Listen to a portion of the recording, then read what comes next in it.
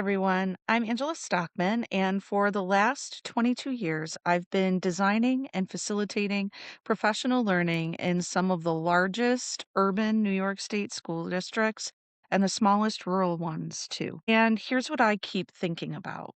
I keep thinking about all of the brilliant and dedicated administrators and teachers and students and families who are being pulled in 15 different directions because every single new initiative that comes down the pike is treated like its own emergency. And it really should be because the stakes are high, right? And we want to do what's best for kids. But here's what I know. Every time the standards are rewritten or an assessment shifts, or there are new mandates or policies that we need to attend to, we keep sacrificing vision on the altar of that mandate. And every time it happens, we become a little bit more alienated from ourselves and what we value and from one another, too. Here's the thing about performance based assessment and project based learning and really nurturing portrait of a graduate competencies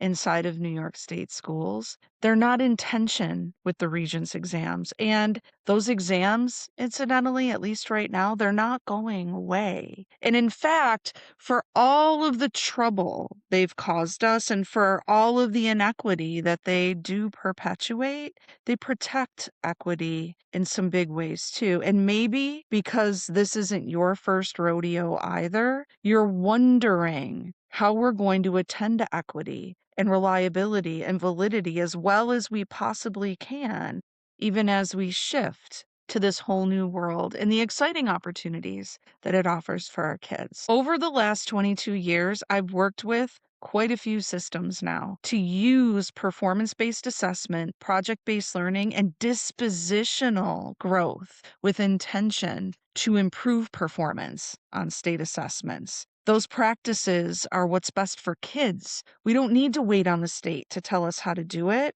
And because I had the opportunity to facilitate and design a substantial amount of the professional learning that our planned pilot schools received during year one, I know how to facilitate design in a way that won't burn out or deplete your teachers, but that will help you think about reliability, validity, and moving in a way that will still protect those test results. Because wouldn't you want to? I know that tests are not necessarily good for kids, but the skills that they measure, I don't think we want to let that go. I don't think you want to let go of the hard work and the traction you've gained to improve reading and writing and your math skills. We can sync the efforts that you value in order to scale and compound results, not just for New York Inspires and the direction that they're moving in, but on those tests as well. The thing is that it is very rarely the people or the programs that are the problem. And none of what I'm sharing with you is theory. It's not my imagination either. I've partnered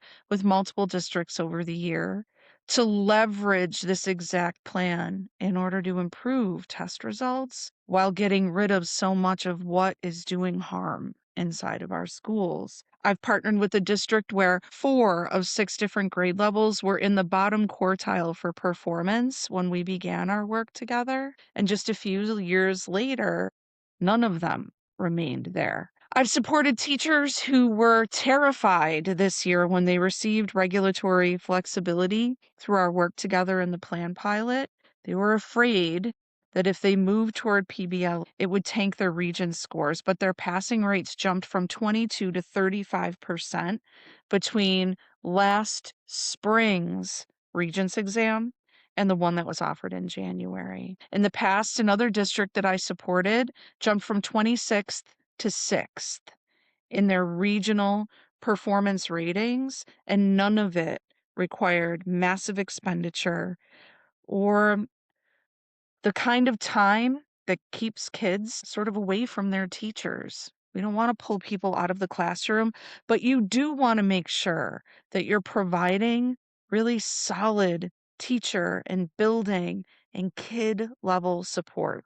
I've been doing this work for many years, and friends in the field have encouraged me to let more people know that I'm pretty good at it and that I'm willing to work with you, but I'm just one person. So I've designed Sync to Scale, and it is a collection of different offers that lets you enter this conversation in a way that is just right for you. There are free webinars this spring where I'm going to show you how I did the work in the schools that I support and how I continue to. I'll share some of my frameworks with you too. There's also a full day workshop that will be held live in downtown Buffalo at 42 North in the Wurlitzer Flats, right on Main Street.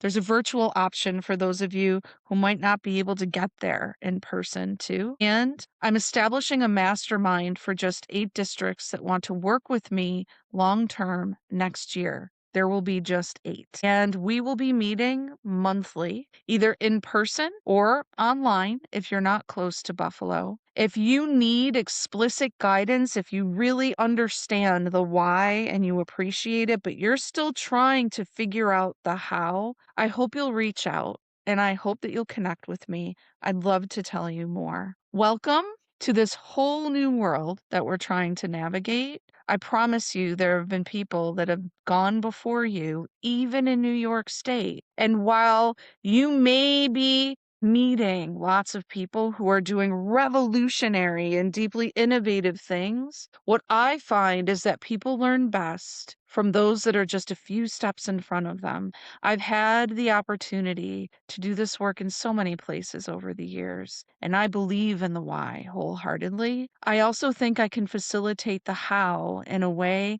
that might lower the temperature around this work and help you gain traction so you're not waiting until it's too late in order to get moving.